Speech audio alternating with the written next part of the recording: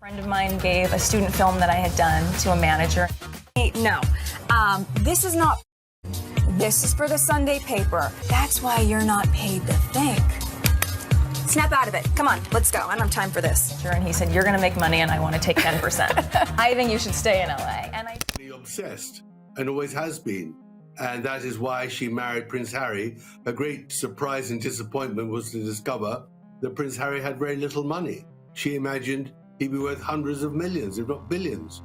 And she's having to make up for it now. Meghan Markle thought she was marrying into billionaire royalty, but the truth hit differently. According to a royal insider, Meghan actually believed Prince Harry was sitting on billionaire-level wealth when they tied the knot. Turns out the reality was a lot less glamorous than she expected, and that shocking reality check left her rattled. But that's just scratching the surface. Before the crowns, the cameras, and the controversy, Meghan had a whole other life, and we're diving straight into it. This isn't the polished Duchess version. We're talking about the Meghan they don't want you to see. From her Hollywood hustle, rumored romances, and relentless climb up the social ladder to her calculated shift into the royal spotlight, this deep dive uncovers the secrets, whispers, and untold moments that shaped her path, and the viral footage they tried to bury all come together in one jaw-dropping expose. Guys, you'd better grab your seats because this is the side of the story Meghan never wanted out, and no royal watcher can afford to miss it. Meghan Markle's rise from a hustling Hollywood actress to a real-life duchess and then back to a headline-dominating public figure has been nothing short of a royal roller coaster. Let's be real, ever since Meghan swapped red carpets for royal protocols and then back again, the drama has never stopped. Let's rewind. Before she was the Duchess of Sussex, Meghan was just another actress trying to make it in Hollywood. But when she met Prince Harry, everything changed. Fast. From suits to palaces, tiaras, and global headlines, Meghan's transition into royal life was straight out of a Netflix series. And now, her life is a Netflix series. When Harry and Meghan ditched royal duties in 2020 and moved to California, they said they were carving out a new life. And they are, but that doesn't mean the royal drama stayed in the UK. Nope, the palace still can't stop talking about them, and let's just say, not everyone's sipping tea in support. You see, recently, royal commentator Esther Krakow stirred the pot by claiming Prince Harry is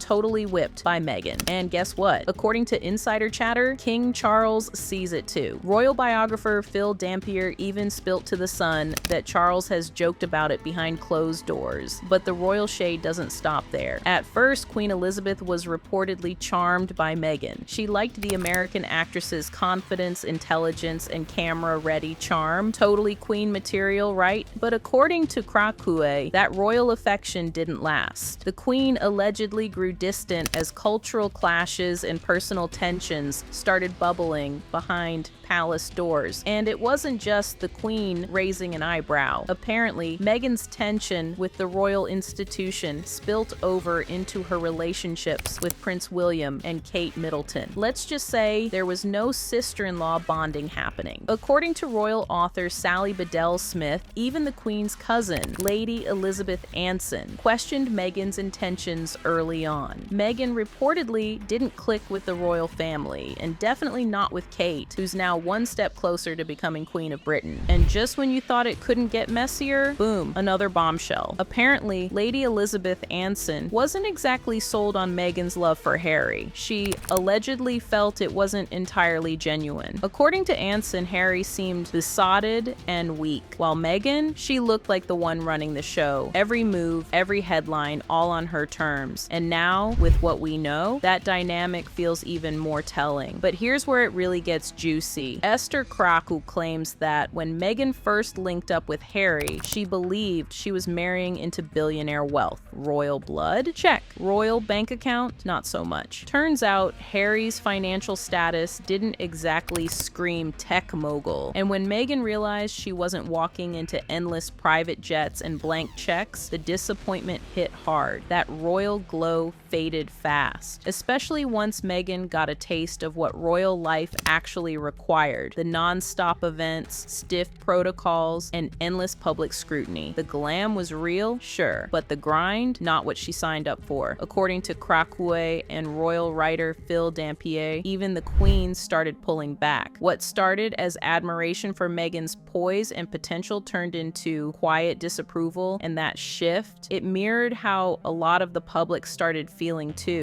At first, people were rooting for her, but after the interviews, the tell-alls, and the infamous royal escape, the tide started turning fast. Now here we are. Harry and Meghan are living their California dreams, signing deals, stirring headlines, and doubling down on their brand. But the drama they left behind in the UK is still brewing, and the world still watching, still speculating. Now let's get one thing straight. This wouldn't be the first time Meghan Markle dipped out once the money didn't match the fantasy. Long before Prince Harry and royal drama, Meghan was married to Trevor Engelson, a Hollywood producer. On paper, it looked perfect, but behind the scenes, not so much. They tied the knot in 2004, back when Meghan was still hustling for roles, but once her career started picking up steam, especially with her breakout on Suits, the cracks started to show. And when Meghan was ready to move on, she didn't schedule a heart-to-heart or a dramatic showdown. Nope. She reportedly sent Trevor his wedding ring back via FedEx. Cold, clean, done. Literally by FedEx. There was no warning. He didn't expect it, and the rings were sent back without even a note. Trevor called me and was in shock. He was lost. Your ring. Oh, yes. Tell us about your ring. It's beautiful. And he designed it. Meghan decided that she wanted it altered by celebrity designer Lorraine Schwartz. You know, to be able to have this, which sort of links where you come from, and Botswana, which is important to us. And Fast forward to Prince Harry. The stakes were bigger, the spotlight brighter, and the title, Duchess of Sussex. Meghan and Harry's romance moved at lightning speed, and by 2018, the world was watching a real-life fairy tale play out at Windsor Castle. But behind the tiaras and royal waves, things were rocky from the jump. Meghan entered the firm and was hit with a wall of tradition, expectation, and relentless media pressure, some of it deeply rooted in race and class.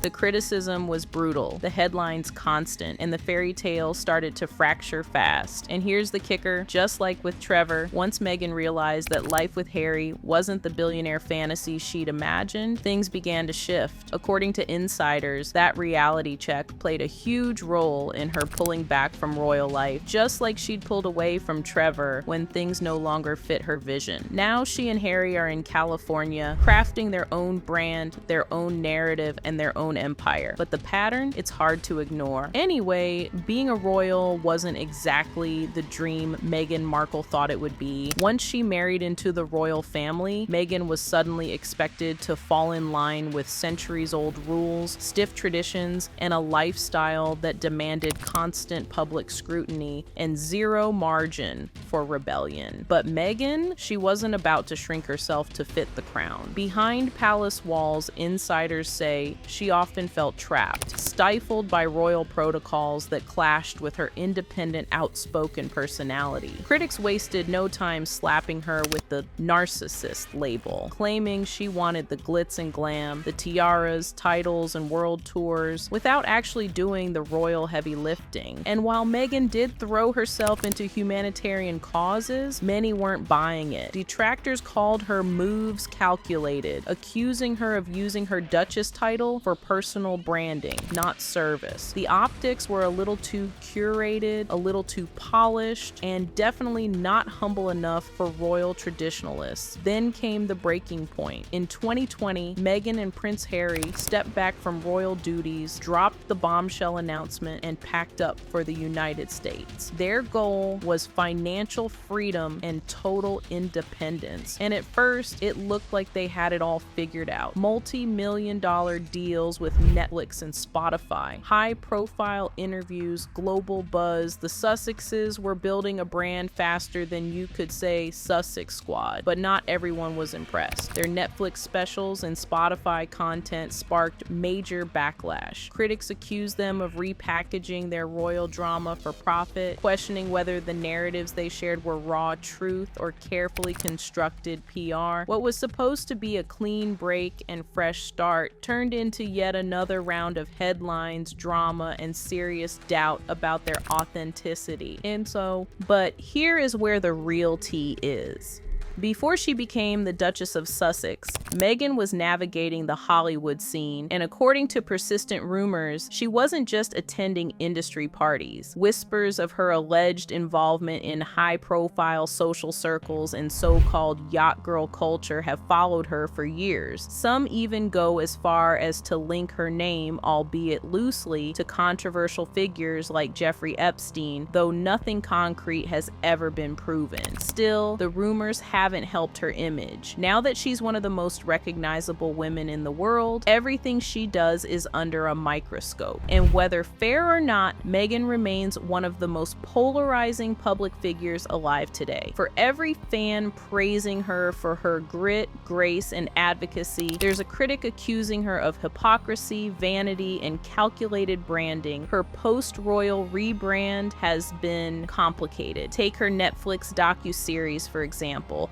Billed as raw, vulnerable, and authentic, but the reviews mixed at best. While some applauded her for opening up, others called it performative, staged, and yet another attempt to control the narrative. The constant tension between public service and personal spotlight continues to blur the lines for Meghan, and the audience is clearly split. Yes, she's positioned herself as a humanitarian, a feminist, a voice for the voiceless, but for many the question still lingers. Is Meghan truly driven by purpose or by PR?